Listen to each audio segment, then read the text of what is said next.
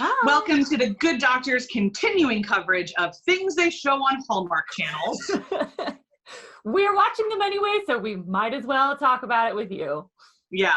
So this time we watched a true delight of a film called A Christmas Duet that premiered on Hallmark Movies and Mysteries on the Monday before Thanksgiving. That's just Hallmark Channel. Oh, just Hallmark Channel? Okay. Yeah. Hallmark Channel, the Monday before Thanksgiving. It stars Charlie, whose name I can't remember, but she was in Nashville. Charlie something, and Rome Flynn, I believe is his name, from How to Get Away with Murder. Okay. Is he also a character in Tangled? Yeah. Okay. Anyway, so they were perfect for each other. This is a second chance romance. We love second chances. So they were yes. adorably perfect for each other. All of the side characters were human beings. Like, it's so interesting. We didn't plan it this way, but we were just talking about it offline. What a perfect contrast this makes to Holiday Hearts. Because, like, all of our complaints about Holiday Hearts were answered in A Christmas Duet. So, like, you know, fully not, like, cardboard character cutout, effectively side characters in Holiday Hearts.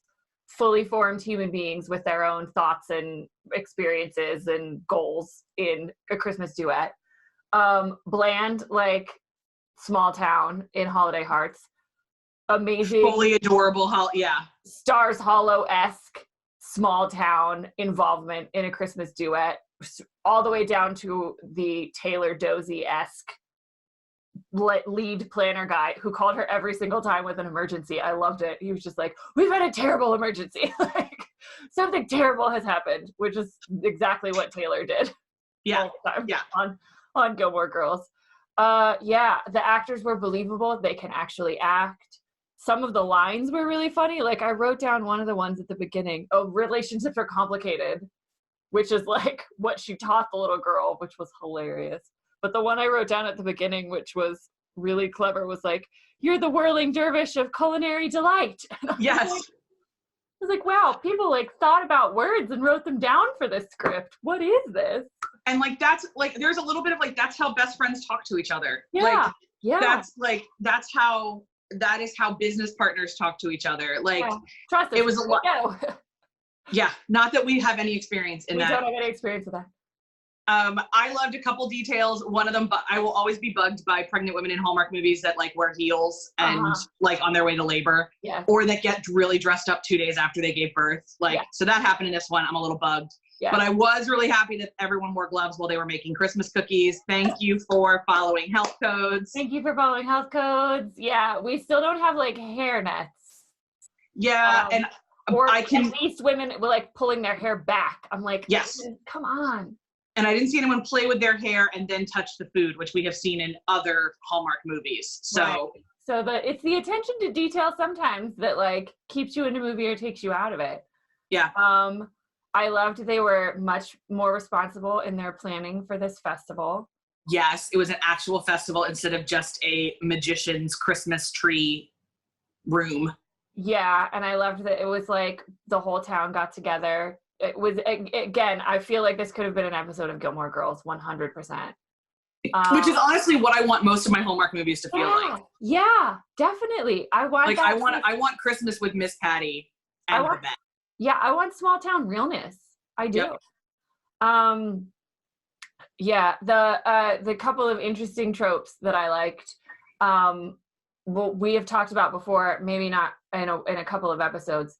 But certainly last season when we covered it, our philosophy on the taxonomy of hair, which is... Yeah, it has not happened yet this season, so... It hasn't happened yet this season, which usually means that, like, if you start the movie with an uptight or restrained or conservative female protagonist, her hair is usually, like, tight in a bun and on top of her head. And, like, by the end of the movie, it has progressed into various styles until it is down and around her, signifying that she has, like, relaxed and, you know, grown and whatever.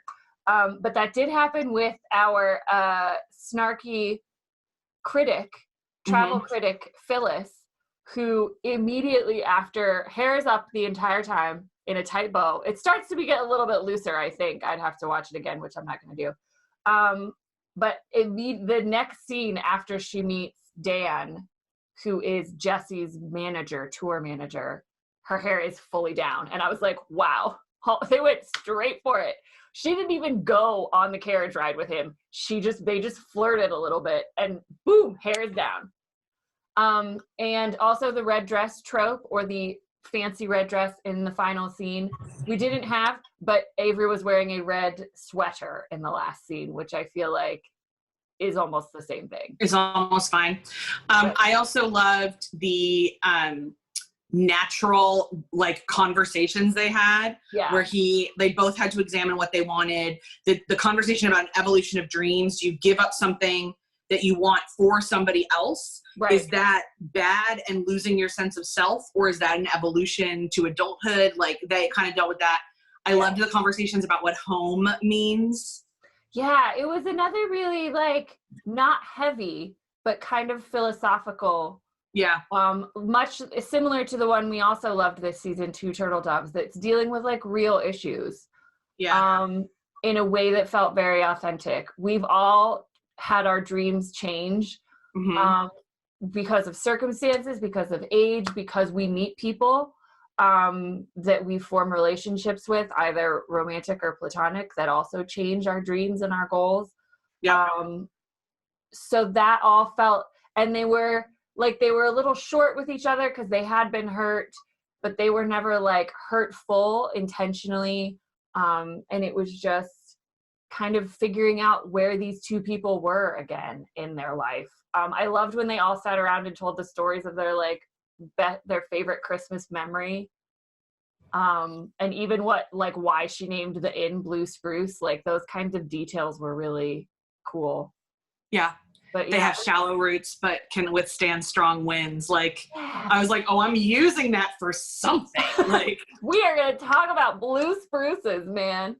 So job well done, whoever wrote this. And we salute you. We did get bingo, for those of you playing our Christmas bingo, twice. That's how good this movie was. So we had friends to lovers storyline, or so-ish.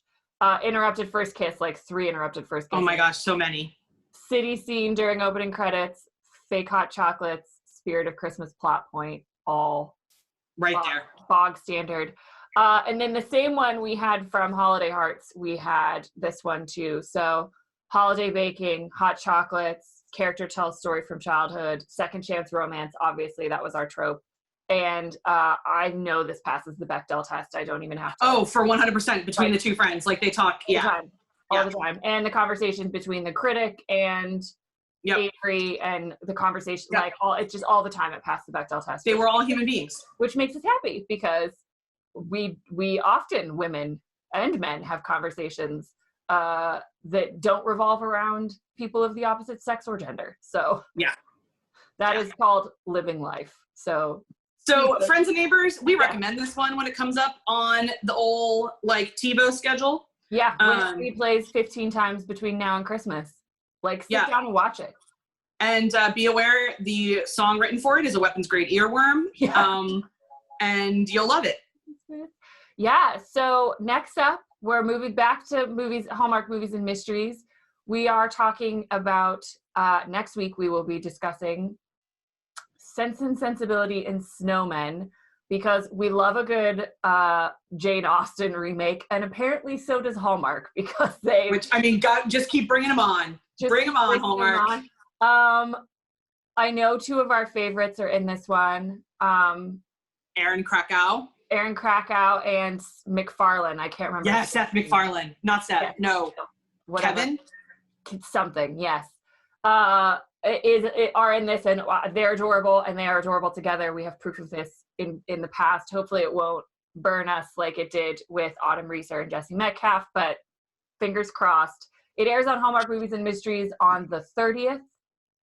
So it has already aired when you're seeing this. So hopefully you caught it. If not, catch it on the DVR, and we'll be talking about it next week. But that is all we have for this edition of Hallmark Christmas Movies Chats. We're the Good Doctors, and we will see you guys next week. Can't wait. Bye, guys. Bye.